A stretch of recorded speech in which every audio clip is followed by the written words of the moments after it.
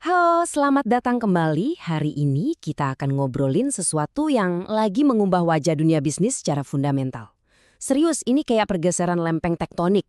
Lupakan sejenak semua yang mungkin pernah kita pelajari tentang apa itu sukses bagi sebuah perusahaan, karena aturan mainnya, tujuan utamanya, lagi ditulis ulang dari nol. Nah, ini dia pertanyaannya. Lumayan provokatif ya.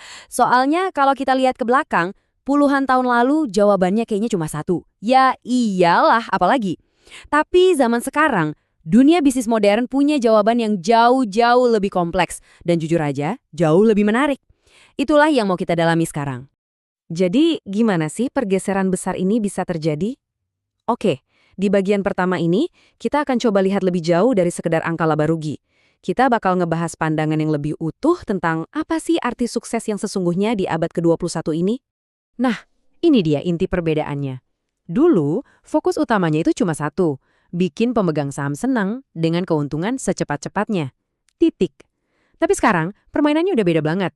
Tujuannya adalah membangun sesuatu yang bernilai dan bisa bertahan lama. Bukan cuma buat investor, tapi buat semua semua pihak yang terlibat.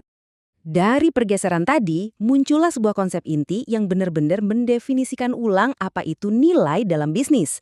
Banyak yang menyebutnya manusia, planet, keuntungan, atau people, planet, profit. Dan ini lebih dari sekedar angka di laporan keuangan. Inilah fondasinya, triple bottom line. Konsep ini bisa dibilang revolusioner loh. Idenya adalah perusahaan itu harusnya diukur kesuksesannya dari 3 area utama, bukan cuma satu. Keuntungan finansial jelas penting, nggak ada yang bilang nggak. Tapi itu cuma sepertiga dari cerita besarnya. 2/3 lainnya, yaitu dampak ke masyarakat dan lingkungan, itu sama pentingnya. Coba deh, bayangin sebuah bangku berkaki 3. Simpel kan? Nah, itulah 3 pilar keberlanjutan ini. Kaki pertamanya itu manusia, kedua planet, dan yang ketiga keuntungan.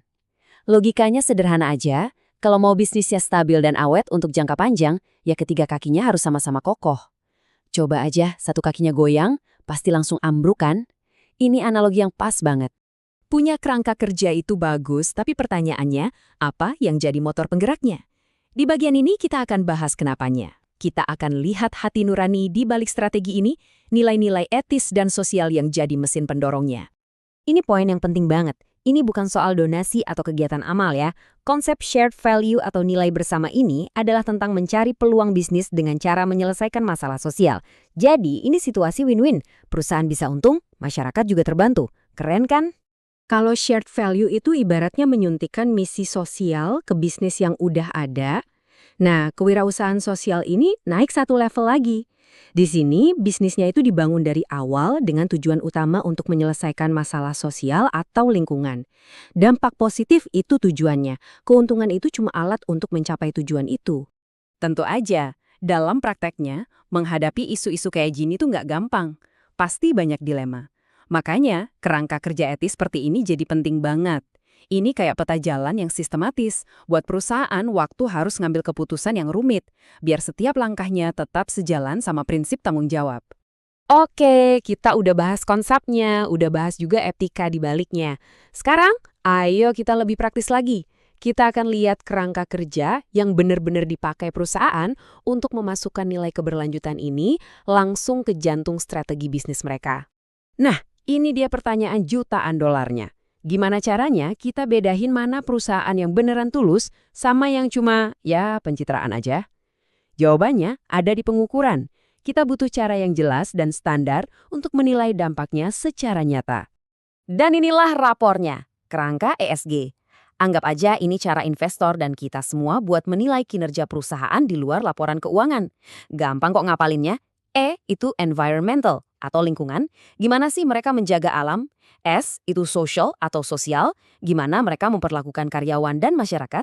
Dan G itu governance atau tata kelola, apakah perusahaannya dipimpin dengan etis dan transparan. 3 huruf ini sekarang jadi standar emas yang baru. Jadi kalau mau disimpulkan, pergeseran paling krusialnya itu ini. Dari fokus ke shareholder atau pemegang saham, sekarang jadi ke stakeholder atau pemangku kepentingan, Kerangka ESG tadi itu pada dasarnya adalah alat ukur seberapa baik sebuah perusahaan melayani semua pemangku kepentingannya. Artinya ya siapapun yang kena dampak dari tindakan perusahaan itu, karyawannya, pelanggannya, masyarakat sekitar, bahkan lingkungan itu sendiri. Oke, kita masuk ke bagian yang paling praktis. Di bagian terakhir ini, kita akan lihat pedoman bisnis modern. Alat-alat dan model spesifik yang bisa mengubah semua niat baik tadi menjadi aksi nyata yang bisa diukur. Salah satu alat yang paling berguna itu namanya kanvas strategi berkelanjutan. Ini pada dasarnya kayak blueprint yang memaksa perusahaan untuk menjawab pertanyaan-pertanyaan yang paling penting. Nilai apa sih yang sebenarnya kita ciptakan? Siapa aja yang kena imbas dari keputusan kita? Dan yang paling penting, gimana cara kita ngebuktiin kalau dampak kita itu beneran positif? Pepatah bisnis yang klasik ini jadi relevan banget di sini. Tanpa angka dan metrik yang jelas, semua tujuan keberlanjutan itu ya cuma jadi kata-kata indah di atas kertas.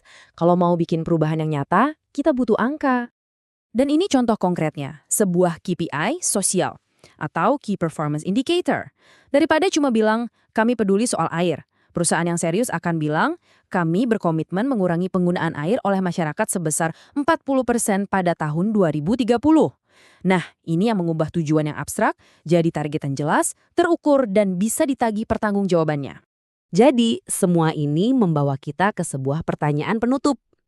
Pertanyaannya sekarang bukan lagi apakah bisnis bisa menjadi kekuatan untuk kebaikan, tapi apakah mereka mau memilih untuk jadi kekuatan itu. Coba deh kita bayangin sejenak, kalau setiap perusahaan di dunia ini berkomitmen sama prinsip-prinsip tadi, coba pikirkan implikasinya. Dunia seperti apa yang bisa kita ciptakan bersama?